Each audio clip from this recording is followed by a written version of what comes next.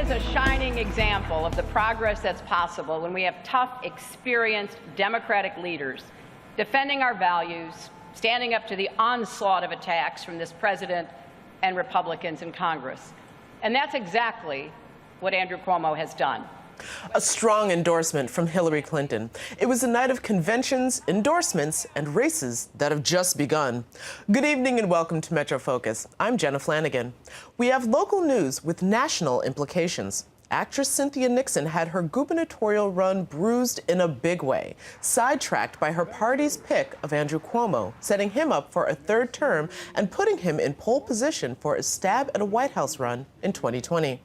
Meanwhile, in Bethpage, Long Island yesterday, President Trump was greeted with cheers for his push to combat the deadly gang MS-13 that has wreaked havoc on the island. But he was also met with jeers for his push against the undocumented. Both events have wide implications in both the political and public arena. And here to sort it all out is Jonathan Lentz of City and State. Jonathan, welcome back to the program. Glad to be on. So let's start with the Democrats on Long Island for their state convention. First off, was it a surprise that they picked Andrew Cuomo over Cynthia Nixon? No, not at all. He is the incumbent. He's been in office 2 years. Not only that, he has the Cuomo family name. His father was governor. I think he got 95% or more. Not a surprising result at all. Again, though, Cynthia Nixon can go on and petition to get on the ballot, which seems likely. And of course, I mean, just because she's bruised doesn't mean she's out. She does have the endorsement of the Working Families Party. That's right, right. And it's also, what are the voters going to say? Obviously, the party insiders, the people that are at the convention, they're going to support the incumbent for another term. But she is inching up a little closer in the polls. Still a long way to go to catch up with Cuomo, but it's a possibility.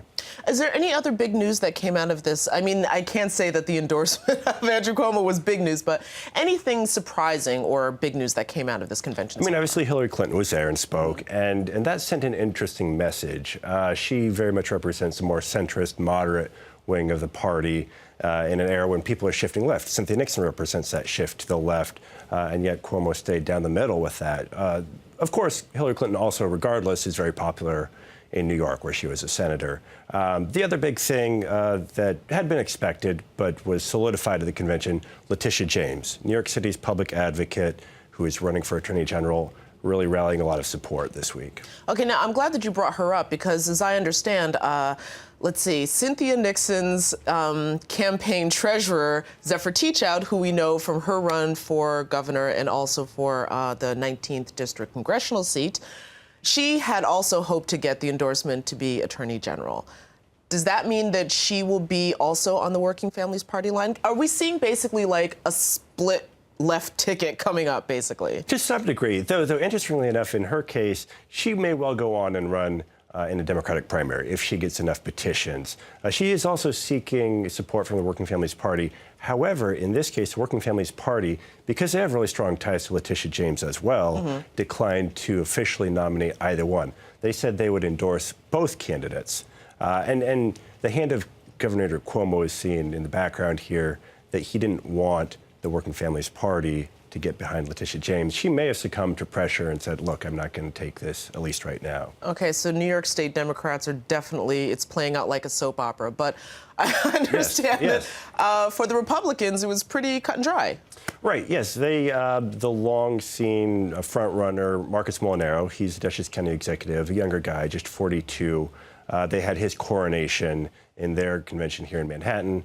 The interesting thing there is, as you noted, Donald Trump was in New York, didn't make it to the New York Republican convention.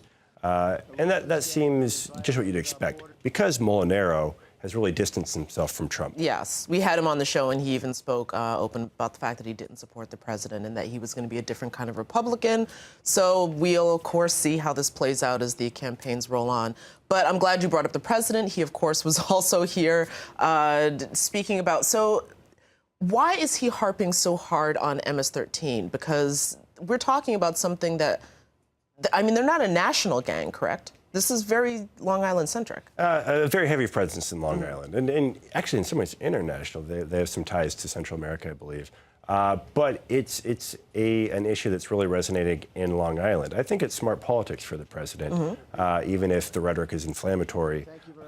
There's been an interesting piece out this week talking about how in Suffolk County, in half of Long Island, which had gone for Obama for both cycles that he ran, went strongly for Trump. And people out there are pushing for Trump. They like Trump. Even though this is a prototypical swing area, it's a kind of microcosm of the rest of the country and some of the swing areas around the country.